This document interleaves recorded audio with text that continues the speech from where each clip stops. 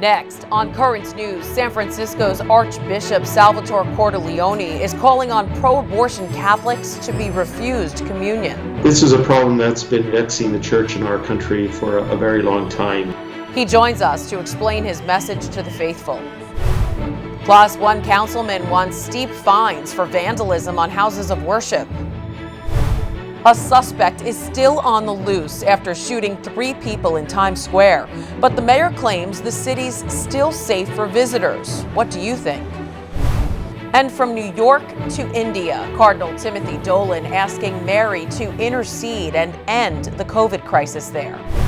And a mother and her daughters team up in one hospital. I can only hope to be half the woman that she is. How their strong bond is helping them during a frightening time for healthcare workers.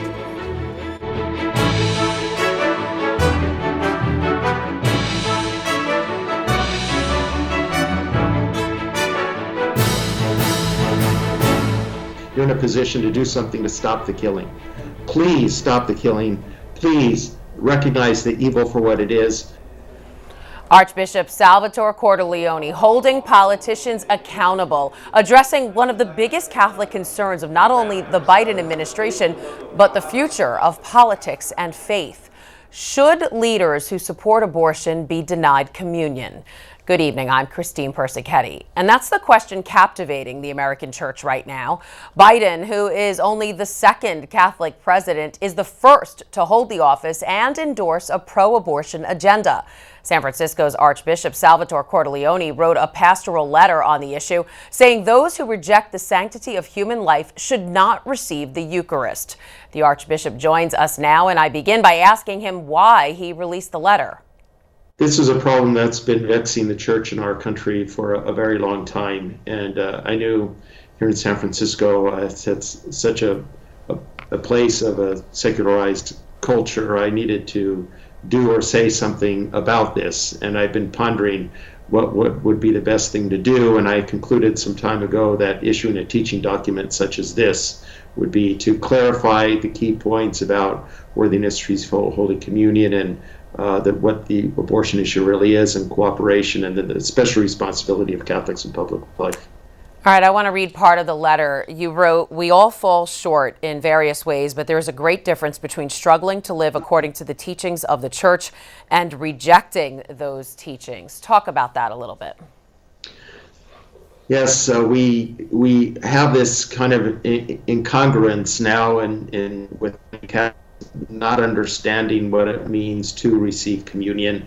Many Catholics have a very kind of Protestant notion that it's more like table fellowship, but it means that it's Christ's sacrifice made present to us. We unite our sacrifice with Christ. Dying with Christ means dying to sin. So receiving communion is the act by which we profess that we believe what the church believes, and we're living our life accordingly. So if we fall, we all fall. That's why we have the other sacrament, reconciliation, so we can be put back in a state of grace. But to intentionally deny any of the church's teaching and receive communion is a lack of integrity, lack of coherence. Eucharistic coherence. The USCCB currently has a document in the works about whether public figures like President Biden, a Catholic, should stop receiving communion because of their stance on abortion. Under current USCCB policy, decisions on withholding communion are up to individual bishops. So would it be up to you right now to decide if House Speaker Nancy Pelosi should be barred from communion? She's a California Catholic who supports abortion rights. This would be the application of Canon 915. So that's in canon law. If someone who is persisting in obstinate, grave sin is not to receive communion or not to be admitted to communion. Not to be admitted to communion, that would be the local bishop would decide for his own people. So that's already in the Code of Canon Law. So last week, Bishop Robert McElroy of San Diego told the Jesuit magazine America the Eucharist is being weaponized and deployed as a tool in political warfare. This must not happen. What's your response to that? Well, there are many things to say. If it's to say that it's for a political motive would be really to read the minds of those who are taking this stand and know what their motives are. This is not a political motive for me. I intentionally waited until after the election to release it so it would not be misinterpreted as a political move. One could also say that those who are against applying the church's discipline are doing so for a political reason. I would much prefer a pro-abortion politician become pro-life than be replaced with a pro-life politician, because we grow the camp of those who are pro-life. And also, this has been done in the past. I point out in the pastoral letter the famous example of Archbishop Rummel in New Orleans in the mid-20th century. Civil rights was the issue of their day, as abortion is in our day. He actually excommunicated three Catholics prominent in political life because they were opposing his policy of integrating the schools. And no one sees him as having weaponized the Eucharist. So what is your message to prominent Catholics who promote abortion? I would repeat what I put in the conclusion of the letter to please stop the killing. This is killing innocent human life. You have a very prominent position in society. You can influence societal attitudes and practices. You're in a position to do something to stop the killing. Please stop the killing. Please recognize the evil for what it is. Please have a change of heart and come back to the fullness of your Catholic faith. We await you with open arms to welcome you back. All right, Archbishop of San Francisco, Salvatore Cordileone, thanks for being here with us today. You're welcome. Thank you. You can read Archbishop Cordileone's full letter on thetablet.org. Meantime, the Congregation for the Doctrine of the Faith is urging U.S. bishops to proceed with caution in their discussions about denying communion. In a letter, the prefect says decisions like this must be made after a conversation between bishops and then between church leaders and the pro-abortion politicians in their districts. A New York City councilman wants more severe punishments for people who vandalize houses of worship. He's introducing legislation that would double the fine from $500 to $1,000 on top of possible criminal charges. Jessica Easthope met Councilman Fernando Cabrera in the Bronx and has more. Councilman Fernando Cabrera is a pastor at New Life Protestant Church in the Bronx.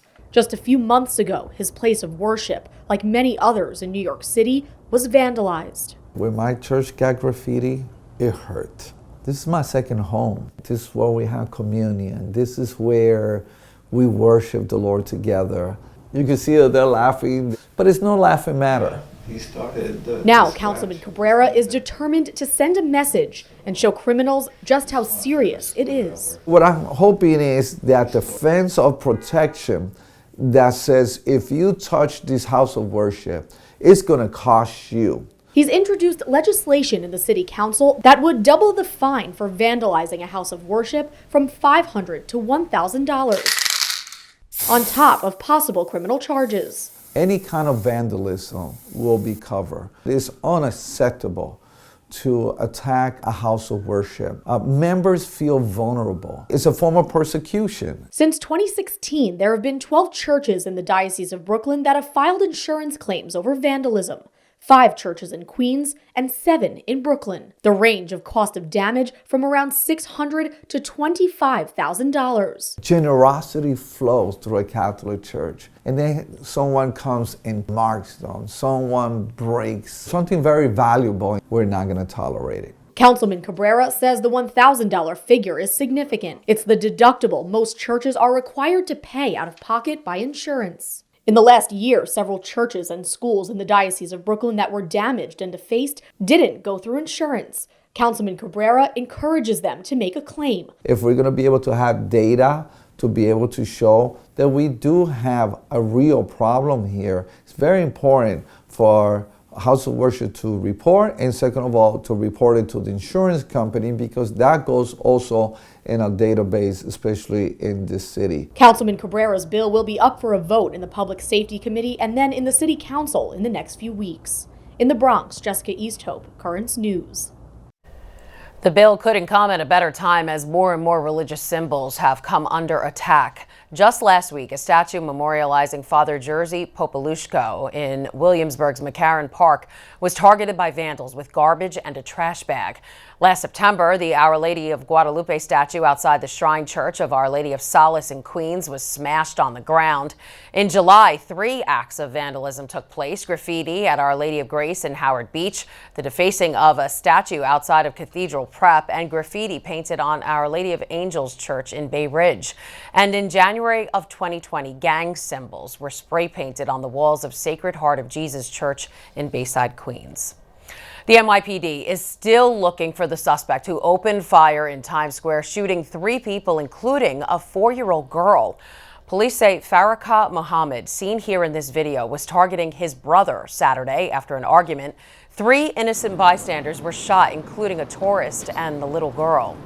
Video from right after the shooting shows a police officer running to an ambulance with the 4-year-old in her arms. The hero officer describing the chaotic moments as she rushed to save the girl's life. So when the mother had come onto the ambulance with me, she obviously was in a panic that she just saw her little baby get shot. And I was just telling her, we're on our way to the hospital. Your daughter's going to be okay. Just breathe with me. Everything's going to be okay. I just wanted to reassure her that we were doing everything that we could at that time. The girl underwent surgery and is expected to be okay.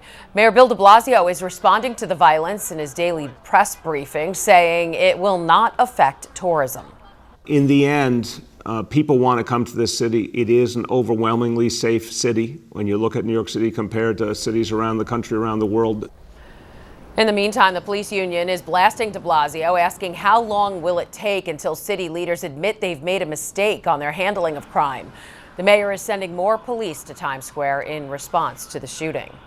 The mayor's comments come after a tourist was stabbed by a man with a screwdriver in front of his family.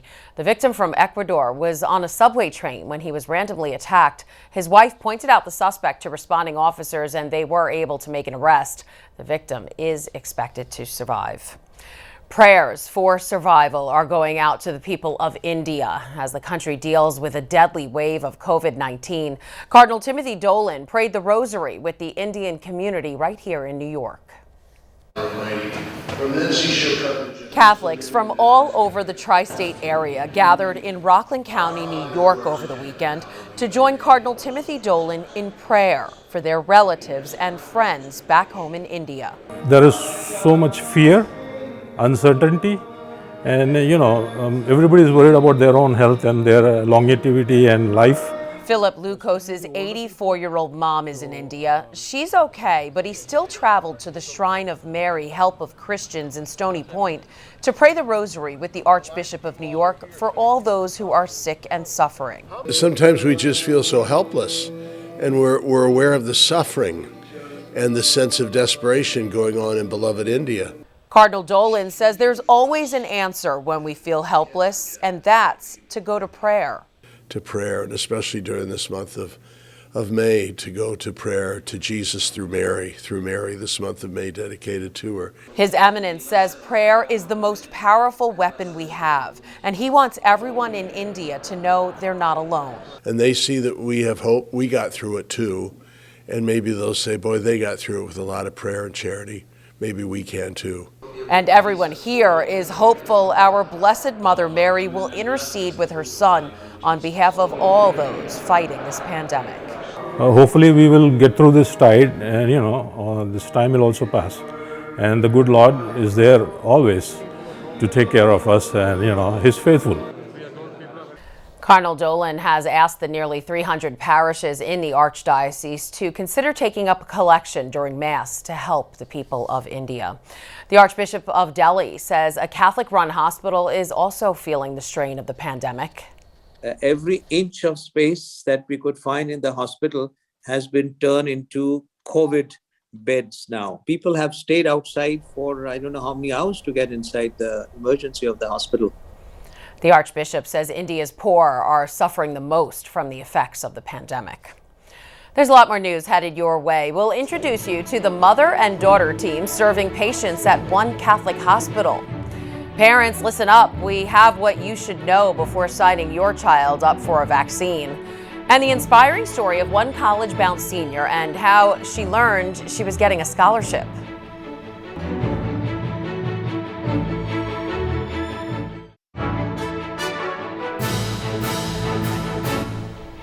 Caring for the sick and injured is a way of life for one mother and her two daughters. All three are nurses at St. Francis Hospital and Heart Center on Long Island.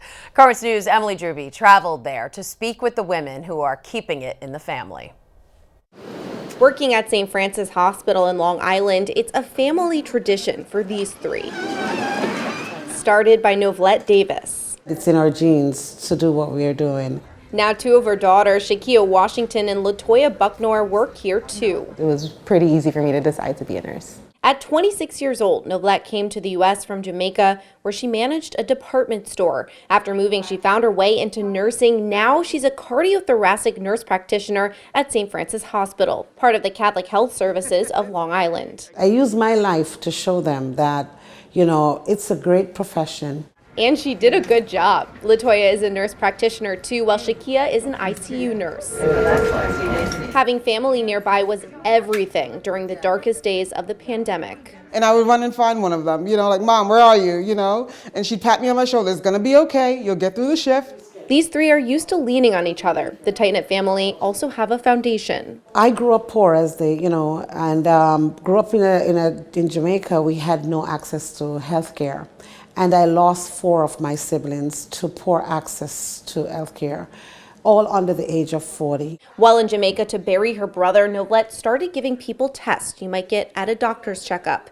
Eventually, she started the LJDR Davis Foundation, named for the siblings she lost. Now every year, the whole family and other medical professionals head to Jamaica, bringing health care to those who could otherwise not afford it. They started small. If we treat 10 people, that's a lot. We save 1 person. With help from the Catholic Health Caregivers Fund, they've reached 10,000 patients in 7 years. She's an inspiration. She came here with very little and has made a life for herself and for us, and I can only hope to be half the woman that she is.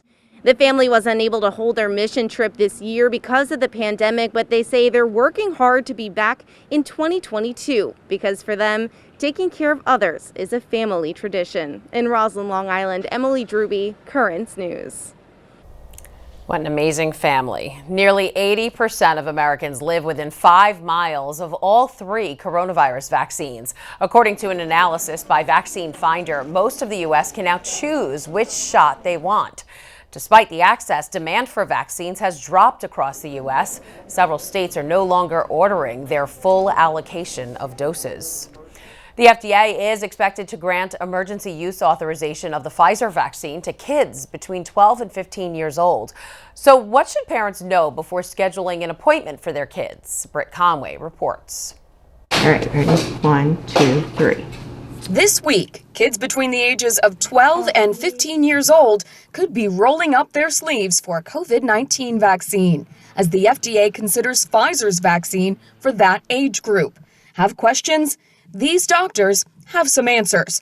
Let's start with the size of the trial, about 2,200 kids. Is that enough? Knowing how effective the vaccine has been in those 16 and older, that gives us reassurance. So we only need to study it and compare what's being considered. The safety profile, as well as the immune response, and most importantly, the efficacy. So is it safe? The efficacy of the vaccine in 12 to 15 years old was essentially 100%, and it was really quite safe. And doctors say there's no evidence this vaccine will affect development or fertility.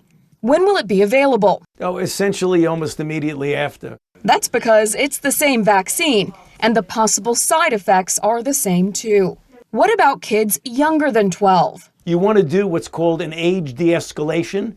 We now have it from 12 to 15. Then you work your way downward from 12 to 9 years old, 9 to 6 years old, 6 to 2 years old. With the hope of being able to vaccinate children of all ages by early next year. And you're all done. I'm Britt Conway reporting. President Joe Biden says anyone on unemployment who is offered a suitable job must take it. The president defending himself against critics who say generous unemployment benefits are preventing people from taking jobs. His comments come as experts reveal anyone making $32,000 a year could earn more in benefits. The White House is blaming last week's disappointing jobs report and lack of vaccine access for people not going back to work. Still to come on Currents News, an Italian magistrate murdered by the mafia is beatified as a martyr for justice. And the inspiring story of a hardworking high school senior who earned a full ride to college.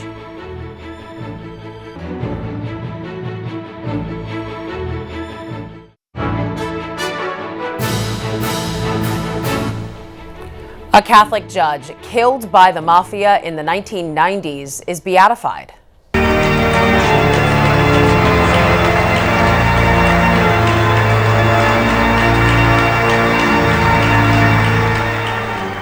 The Mass for the beatification of Rosario Livatino taking place at the Cathedral of Agrigento in Sicily. A shirt stained with Livatino's blood from the day of his murder was also venerated at the ceremony. Pope Francis has called the Blessed a martyr of justice and faith, commending his ability to never be corrupted. And finally tonight, proof the Lord works in mysterious ways. A high school senior goes into a mock job interview and walks away with a $150,000 scholarship. Dana Dean reports from Missouri. Francis Howell Central High School senior Amanda Johnson was the right student in the right place at the right time. I was in shock. I couldn't talk. Last Saturday, the 18-year-old attended a mock job interview workshop in front of a small crowd at the Whitfield Foundation for Success in South City. The workshop gives teens a chance to practice interview skills before stepping into the real world. And after the interview, we give feedback on what they did well and also things that they can improve upon. Amanda Johnson. Little did Amanda know that her pretend job interview was about to change things for her in real life. When Amanda stepped in front of the crowd, a college president just stepped in the room. I think what made it even more magical, it was organic, right? I wasn't scheduled to be there. He's a good friend of mine, so he was in town, actually be in town that weekend. So I said, hey, can you come up and talk to some of the kids after we do our interview, just so they can see what you do. Everyone in the room was blown away by how Amanda handled off-the-cuff job interview questions, especially Dr. DeJuan Warmack of Claflin University in South Carolina, which is among the top 10 historically black colleges and universities in the country. I was just beyond amazed. I mean, her ability to articulate, her focus. I was sitting at that table over there. He was in the room back there. So in front of everyone, the president made an impromptu announcement. I said, well, I want her at my university. I'm offering her a scholarship. Come to find out, she had a 29 ACT and a 4.0 GPA. So I said, not just I'm offering her a scholarship, I'm offering a presidential scholarship. Full ride, 100% paid for, worth over $150,000 over a 4-year span, and books and fees as well. I was like just in disbelief. As for Amanda's parents, the life-changing news is still sinking in that their daughter's college education is paid for. I believe in God. I believe in his blessings, and I believe the blessing of the Lord just shined upon us, and I know how it's going to be paid for now. Hallelujah. Wow, congrats to Amanda. That is amazing. That was Dana Dean reporting. And that is Currents News. I'm Christine Persichetti. Thank you for joining us because we are putting your faith in the news. Hope to see you again next time.